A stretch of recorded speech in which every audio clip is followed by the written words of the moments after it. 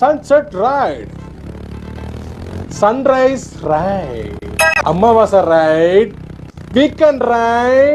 Hello guys, நம்ம இந்த video என்ன பார்க்க போறோம்னா, ரொம்ப நாள் ரொம்ப சுற்றிட்டு இருந்த ஜெயலலிதா 2 அஃபிஷியல் அனௌன்ஸ் ஆயிடுச்சு. ஸோ சன் பிக்சர்ஸ் பொங்கலுக்கு ஒரு 4 நிமிஷம் வீடியோட கொடுத்துருந்தாங்க. ஸோ அந்த 4 நிமிஷம் வீடியோமே ஒரு தரமான செய்கை தான். ஸோ அந்த 4 நிமிஷம் வீடியோ பற்றின ஒரு தாட்ஸ் அண்ட் ஒப்பீனியன்ஸ், ரூமர்ஸ், ஏகப்பட்ட விஷயங்கள் இருக்குது. எல்லாத்தையும் ஒன்றா சேர்த்து இந்த வீடியோ பேச போகிறோம். அதையுமே தாண்டி இந்த ஜெயலலிதா நம்ம கோவிட்ல எந்த மாதிரி ஒரு சம்பவம் பண்ணோம் அண்ட் எந்த அளவுக்கு அது கெப்பாசிட்டி இருக்குது அப்படிங்கிறது தெளிவாக பேச போகிறோம். ஸோ ஸ்கிப் பண்ணாமல் ஃபுல்லாக பாருங்க. This laser river, welcome to my YouTube channel.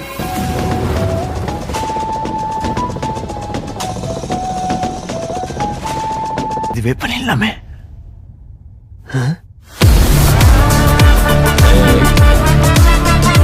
So Jayalalithaa இந்த அனௌன்ஸ்மெண்ட் வந்து எல்லாருக்குமே ரொம்ப ஸ்பெஷலான வீடியோ தான். முக்கியமாக நம்ம ரஜினி சார் ஃபேன்ஸாக இருக்கட்டும், ரஜினி சாருக்காகவே இருக்கட்டும், இல்லை சன் பிக்சர்ஸாக இருக்கட்டும், எல்லாருக்குமே இது வந்து ஒரு ஸ்பெஷலான அனௌன்ஸ்மெண்ட் தான். முக்கியமாக நம்ம ரஜினி சாரோட ஃபிலிமோகிராஃபி எடுத்துட்டிங்கன்னா, அவர் வந்து இதுக்கு முன்னாடி இந்த 2.0 அப்புறம் ஒரு பெர்ஃபெக்டான சீக்கிரம் அப்படிங்கிற சொல்லலாம். ஸோ 2.0 வந்து ஒரு ஸ்டாண்டர்ட் சீக்கிரம் மாதிரி தான் சொல்லியிருந்தாங்க. ஸோ ஒரு பெர்ஃபெக்ட் சீக்கிரம் அப்படிங்கிற மாதிரி எடுத்துக்க முடியாது, பட் ஒரு ஸ்டாண்டர்ட் சொல்லியிருந்தாங்க. ஸோ ஒரு பெர்ஃபெக்டான சீக்குவலாக நீங்கள் ஜெயலலிதா மொதல் மூவியாக கூட எடுத்துக்கலாம். அதே மாதிரி சன் பிக்சர்ஸ் இது வரைக்கும் நம்ம ஒரு சீக்குவல் பண்ணதில்லை. ஸோ அவங்களுக்கு ஒரு மிகப்பெரிய இதுதான். அண்ட் அதே மாதிரி இந்த ஜெயிலர் 2 இன்னுமே ரொம்ப பவர்ஃபுல்லாக பிக்கராகவும் மாற்றுறதுக்கு இதில் நிறைய ஹிண்ட் வச்சுருக்காங்க. அதுக்கு நம்ம பின்னாடி வருவோம். ஸோ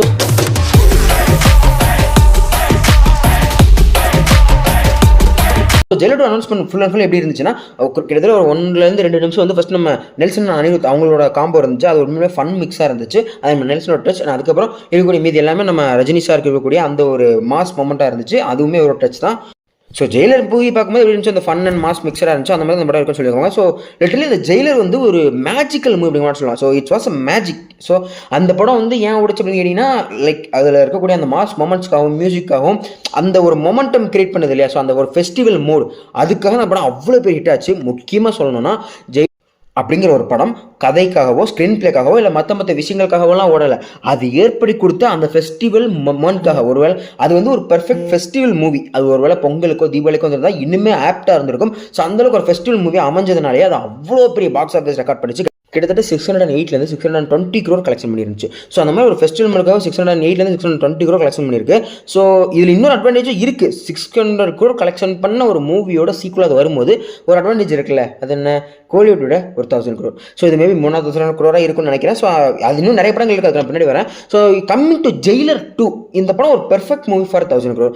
ஏன்னா இதுக்கு முந்தின படம் வந்து ஒரு ஃபெஸ்டிவல் மோடாக அமைஞ்சுது. அதோட சீக்குவலாக வரும்போது இதுக்கு ஒரு மிகப்பெரிய அட்வான்டேஜ் தான் அமைஞ்சிருக்கு. ஒரு 1000 crore இருக்குது. அண்ட் இன்னொரு விஷயம் சொல்லணும்னா, ஐ திங்க் இது ஒரு பெரிய யூனிவர்ஸை பில்ட் பண்ண தான் ட்ரை பண்ணி நினைக்கிறேன். இதுக்கு ஹிண்ட் எங்கேருந்து நம்ம சன் பிக்சர்ஸ் கொடுக்க ஆரம்பிச்சிருந்தாங்கன்னா, இதோட அஃபீஷியல் போஸ்ட் ரிலீஸ் பண்ணியிருந்தாங்க இல்லையா, சூப்பர் சாகா, அதாவது சன் பிக்சர்ஸ் நெக்ஸ்ட் சூப்பர் சாகா அனௌன்ஸ்மெண்ட் டீசர் வருதுங்க மாதிரி சொல்லியிருந்தாங்க. எல்லா இடத்துலையுமே சூப்பர் சாகான்னு தான் மென்ஷன் பண்ணியிருந்தாங்க. ஸோ சூப்பர் சாகானா, சாகா அப்படிங்கிற வார்த்தையை எதுக்கு மென்ஷன் பண்ணுவாங்க, ஒரு ஃபிலிம் ஃப்ரான்ச்சைஸ் இல்லை யூனிவர்ஸ் கிரியேட் பண்ணுறாங்க இல்லையா. ஸோ அதை தான் சாகா அப்படிங்கிற மாதிரி சொல்லுவாங்க. ஸோ இப்போ நீங்கள் கேள்விப்படுவீங்க இல்லையா, மார்வல் சாகா அந்த மாதிரி. ஸோ இந்த படத்துக்கு பற்றி யூஸ் பண்ணும்போது உங்களுக்கு கேள்வி வரும்ல கண்டிப்பாக. ஸோ இது மேபி 2 விதமான யூனிவர்ஸ் ஆஃப் பில்ட் ஆகலாம். ஒன்று வந்து நம்ம நெல்சனோட யூனிவர்ஸ் இருக்கலாம். ஸோ லிட்டலி இதுக்கு முன்னாடி அவர் வந்து பீஸ்ட், அப்புறம் டாக்டர்னு சொல்லி கோலமோகலன் 3 படம் பண்ணியிருக்காரு. கோலமோகெல்லாம் விட்டுருங்க. ஸோ இப்போ டாக்டர் வந்து முக்காவாசி படம் கோவாவில் தான் நடந்திருக்கும். இந்த ஜெயிலர் 2வோட அனௌன்ஸ்மெண்ட் வீடியோவே கோவாவில் தான் நடந்திருக்கு. அது அங்கே தான் ஷூட் பண்ணியிருக்காங்க. அதை நீங்கள் ட்ரைலரில் அந்த டைலாக்ல கேட்கலாம். அண்ட் அதே மாதிரி பீஸ்டோட கிளைமேக்ஸ், அந்த போஸ்ட் கிரெடிட் சாங் இருக்குல்ல, ஜாலியாக ஜிம்கானா, அதுவும் மேபி கோவாவில் தான் நடக்கும்னு நினைக்கிறேன். ஸோ இது ரெண்டுமே கனெக்ட் ஆகுது இல்லை, டாட்ஸில் கனெக்ட் ஆகுது. ஸோ மேபி இது ஒரு மேபி தான் சொல்கிறேன், இது ஒரு யூனிவர்ஸாக இப்படி ஒரு ஃபார்ம் ஆகலாம். பிகாஸ் இதில் ட்ரைலரில் பார்த்தீங்கன்னா நம்ம ரஜினி சார் வந்து அந்த கிளாஸை கிளக்கும் போது நிறைய ராக்கெட் லான்ச்சர் வந்து அடிச்சு அந்த கார்லாம் பறக்குது இல்லையா. ஸோ ராக்கெட் லான்ச்சரை பார்க்கும்போது எனக்கு டக்குன்னு அந்த ஏஜென்ட் வீரராகவன் அந்த கேரக்டர் தான் மைண்டுக்கு வந்துட்டு போச்சு. எத்தனை பேருக்கு வந்து கமெண்ட் சொல்லுங்க.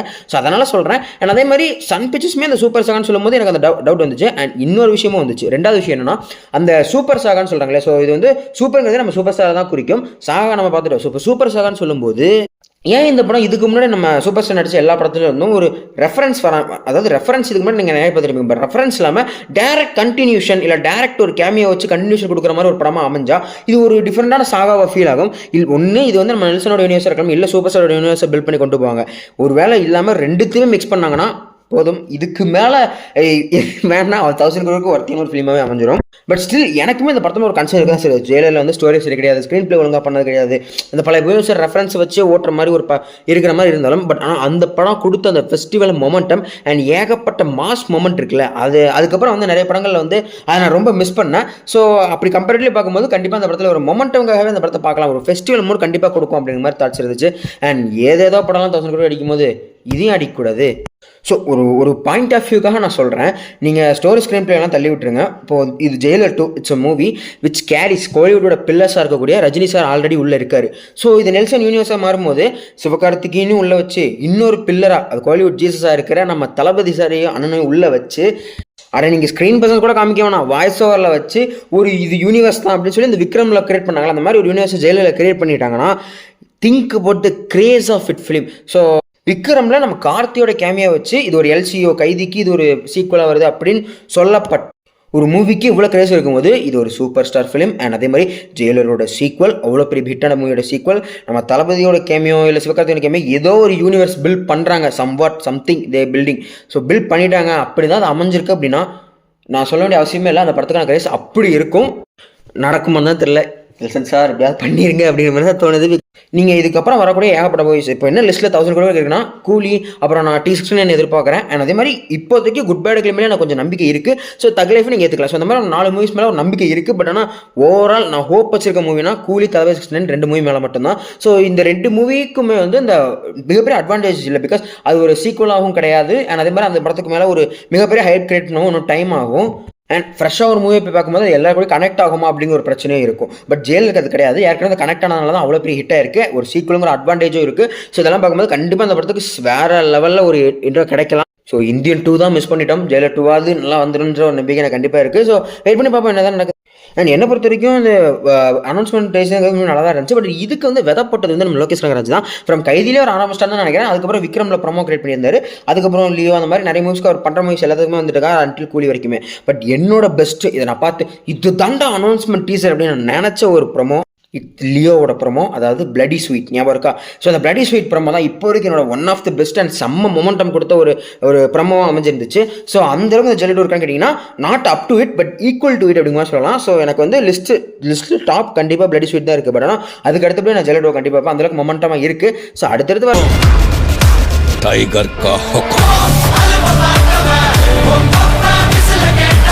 ஓகே சார் சொல்ல நினச்சதான் நினைக்கிறேன். ஸோ இன்னும் ஒரு ஒப்பீனியன் தான். ஸோ 1000 crore அப்படிங்கிற ஒரு விஷயத்தை பொறுத்த வரைக்கும் நான் ஒரு 4 மூவிஸ் சொன்னேன். அதில் பெர்ஃபெக்டாக 2 மூவிஸ் நான் நம்பிக்கை வச்சிருக்கேன் அப்படின்னு சொன்னேன். ஸோ அதில் இதையும் சேர்த்துக்காங்க ஜெயிலர் 2வையும். ஸோ உங்களோட டச் எந்த படம் 1000 crore முதல்ல அடிக்கும் அண்ட் எந்த படங்கள்லாம் 1000 crore ஒருத்தர் உங்களுக்கு ஃபீல் ஆகுது அப்படிங்கிறது கண்டிப்பாக சொல்லியிருப்பாங்க. அண்ட் அதே மாதிரி இந்த வீடியோ சம்மந்தம் இல்லாத இன்னொரு முக்கியமான தாட்டு சொல்ல வேண்டியிருக்கு. ஸோ இன்னைக்கு விடாமுயற்சியோட ஒரு அஃபிஷியல் ட்ரெய்லர் வந்தாகணும். ஸோ டைமிங் 6:40 சொல்லியிருக்காங்க. ஸோ வந்துருச்சு அப்படின்னா இந்த வீடியோ பார்க்குற சமயத்தில் வந்துருச்சு அப்படின்னா நாளைக்கு இந்நேரம் அந்த வீடியோவோட ஒரு அஃபிஷியல் பிரேக் டவுன் என்ன சொல்லப்படக்கூடிய என்னோட ஒப்பீனியன் ஷேரிங் வீடியோ கண்டிப்பாக உங்களுக்கு சேரி வரும். ஸோ நம்ம சேனலில் ஒரு AK ஃபேன் ஒருத்தர் இருக்காரு, அவருக்காவது கண்டிப்பாக அந்த வீடியோ கண்டிப்பாக கொண்டு வந்து கொடுப்பேன். ஸோ இதுக்கு மேலே இந்த வீடியோ இழுக்கிறதுக்கு நான் விரும்பலை. ஸோ இந்த வீடியோ சொல்லியிருப்பாங்க. இந்த வீடியோ ஏதாவது ஃப்ளாஸ் இருந்தால் அதையும் சொல்லிட்டு போங்க. அடுத்த வீடியோவில் நான் திருத்திக்க ட்ரை பண்ணுறேன். அண்ட் வழக்கமாக சொல்கிறது தான் இதே மாதிரி இன்னொரு டிஸ்கிரைப் சந்திக்கிறேன். பாய்.